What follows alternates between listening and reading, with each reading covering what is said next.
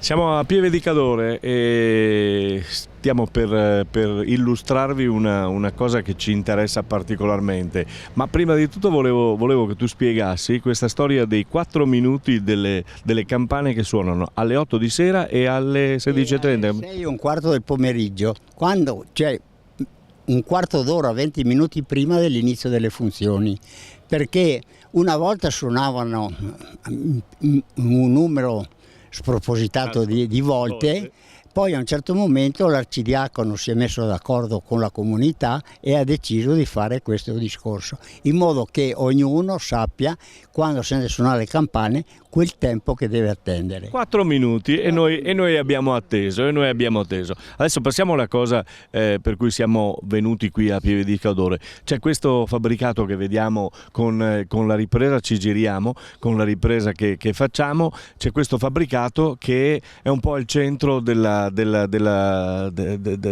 polemica, anche, diciamo, insomma, perché c'è una cosa importante da fare, giusto? Noi abbiamo un'associazione privata che gestisce 4 ambulanze e un'automedica che ha sede a Comelico Superiore, la SEAS. Questa associazione però agisce prevalentemente qua a Pieve e a Tai, dove ha i mezzi.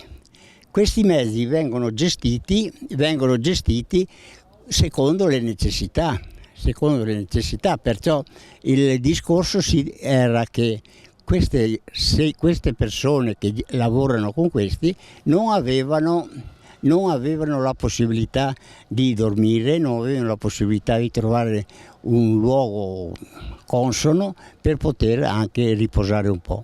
Così è stato deciso che, siccome nel piano sopraelevato c'era la biblioteca, di cedere 2 locali della biblioteca a questa associazione, spostando i libri che c'erano dentro, sono circa 4.000, non sono pochi, sono stati spostati a Nebiù, dove a Nebiù la sede era la scuola elementare vecchia. In questa sede è stato trovato il posto per trasformare la scuola vecchia in un centro culturale aggiuntivo a quello di Pieve.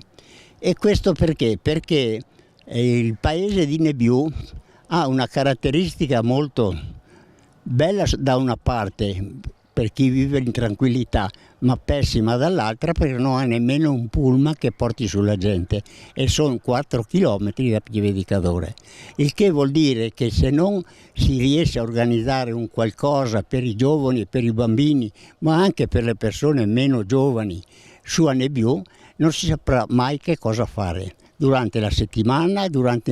Inoltre c'è la prospettiva che, organizzando questo tipo di servizio, possa arrivare anche un ambulatorio medico e qualche altro servizio in assistenza. Per esempio a Nebiù non c'è nemmeno la cassetta della posta, allora lì si tratta di vedere anche quale servizio si potrà attivare per questo, e stiamo lavorando su questo campo.